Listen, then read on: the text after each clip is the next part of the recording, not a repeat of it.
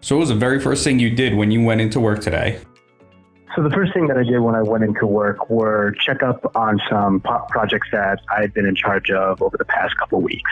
Mainly that involved checking my email as well as checking on our data pipelines, which had been my primary responsibility since I started working at my company. Now, what exactly is a data pipeline? Data pipelines are basically a fancy term as far as tools that companies can use to move data from one area over to their data warehouse or data lake. My company in particular, for their data warehousing, they utilize Amazon Web Services, a data warehouse called Amazon Redshift. So what data pipelining is I had gone through and set up some connections that would automatically pull my company data and push it into Amazon Redshift. This process can also be referred to as an ETL process: extract, transform, and load. So I was pulling data from our Salesforce website or our local homegrown service, but also from Mongo, and pushes them into Amazon Redshift. Now, what tool are you specifically using to do all this data pipelining? The tool that I use for these data pipelines is called Matillion, and Matillion is a fairly new web tool that came out probably 2 or 3 years ago, and it was specifically designed for companies to better create data pipelines into Amazon Redshift. So it works really well with services that we have already, and I have them as it is right now set up to refresh on a schedule every 4 times a day, about every 3 to 4 hours. So I just like to go through in the morning and make sure that, like yesterday's pipelines, all the new data was pushed into Redshift, and maybe if I get in late enough, the one for that day is already started to move in. So what are you kind of looking at in Matillion as far as like checking for the data pipelines and making sure that they're working? They're literally just squares on the computer screen where it's sort of a step-by-step process where step 1 is square 1, and that is where you're accessing your data. Square 2 is where you're transforming it, and square 3 is finally where you're writing it into your data warehouse. And so when I say I check my data pipelines, I'm literally going to this web service and looking at the scheduler, and the scheduler has a written report that you can look at that either has a green check mark to indicate that the pipeline was created and the data was pushed through A-OK, or it has a red X next to the scheduler where it will indicate that something went wrong.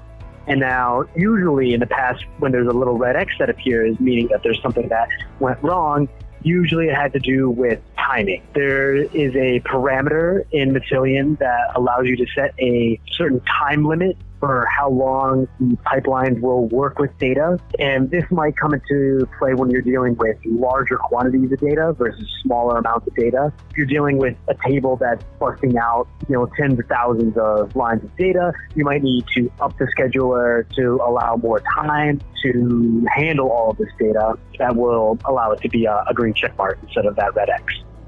So now as far as these tools though, you learned most of these at work, right? And not in school? So a lot of it I learned once I'd gotten to the job, particularly the existence of a lot of these tools.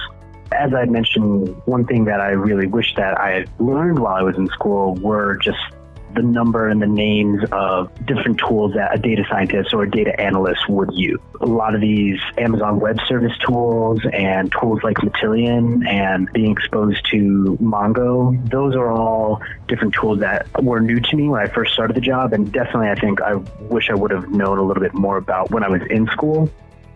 So when you first started and you were learning these tools, did they have like a formal training program, or did you kind of just learn it as you went along type thing? Yeah, it was very much learn everything by yourself. My company definitely had a philosophy of here's a task, here's how we want it to look, here's a tool, figure it out and give us our end result, which has benefits and drawbacks. That's not to say I didn't have any help along the way. So if you were kind of learning as you go, what did you do like when you would make a mistake or something? I feel like mistakes maybe I wouldn't describe them as mistakes. They're more like roadblocks. I would come to a problem when we couldn't get a data pipeline connected, and I would get stuck at it. And when I would bring that to the attention of either another coworker or my bosses, everyone was very receptive as far as trying to help me figure it out.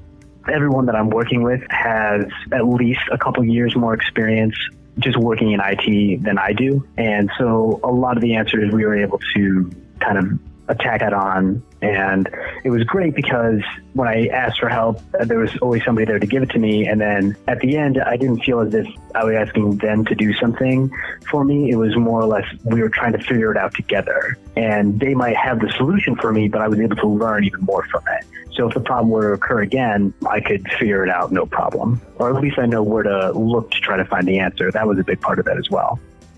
So what did you do after you checked the data pipelines? Yeah, so after checking the data pipelines and making sure everything was looking pretty healthy as it has been over the past couple weeks, I got started working on the current project that I'm in the midst of. And that really involves some correlation tests. Can you give us an example of one of the tests that you were running?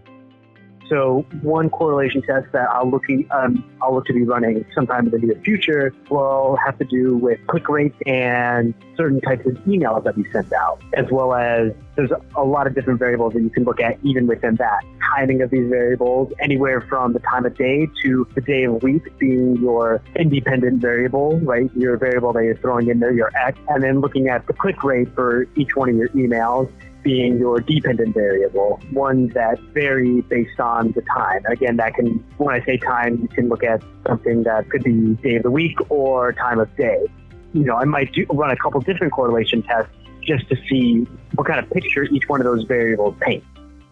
So when you're running these tests, what's the end product, I guess? Are you just emailing somebody a bunch of numbers, or are you making a graph, or, what's the end result look like?